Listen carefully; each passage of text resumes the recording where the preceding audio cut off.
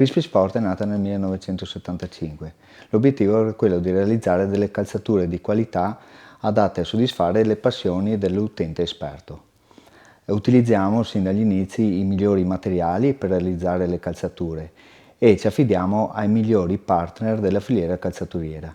Infatti tutti i materiali, tutti i tessuti, tutte le suole sono studiate in modo da garantire le performance assolute del prodotto. I settori su cui lavoriamo sono i settori di nicchia, sono i settori quali il trekking, la caccia, il forestry, il military e anche il paragliding. L'azienda è situata nel distretto montebellunese, perciò si avvale dell'esperienza del cluster del distretto e si affida a una produzione interna e a delle produzioni esterne appunto all'interno del distretto.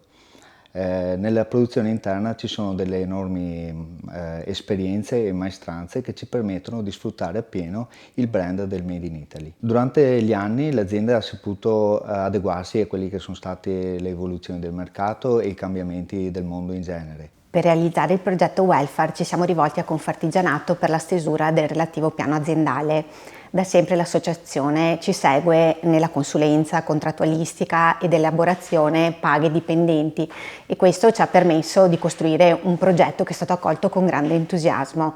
Riteniamo che i buoni progetti sono fatti da buone collaborazioni e per questo abbiamo scelto Confartigianato nella figura del signor Semenzin per questa tipologia di consulenza. L'idea di attivare il welfare aziendale nasce all'incirca all'altezza del mese di aprile del 2021, con l'idea appunto di dare qualcosa in più ai dipendenti di Crispy, qualcosa che andasse oltre la retribuzione, qualcosa che andasse oltre l'eventuale super minimo o lo straordinario o comunque voci retributive. Di qui appunto l'idea di attivare un regolamento interno che permettesse ai lavoratori di Crispy di poter accedere ad un piano di welfare aziendale, quindi servizi destinati alla famiglia, rette scolastiche per i figli, pagamento della mensa aziendale, acquisto dei libri di testo, servizi destinati al tempo libero, i più svariati, abbonamenti a palestre, abbonamenti al cinema, corsi di lingua, corsi di inglese, cure mediche.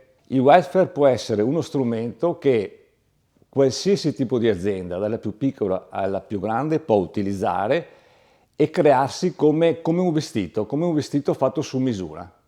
Perché, ripeto, welfare vuol dire solidarietà, vuol dire logica rivolta all'attenzione del proprio personale dipendente e da questo punto di vista sono convinto che da qui in avanti molte più aziende lo utilizzeranno. Non ci resta che concludere che siamo veramente soddisfatti del lavoro svolto da Confartigianato e ringraziamo per la professionalità e la competenza.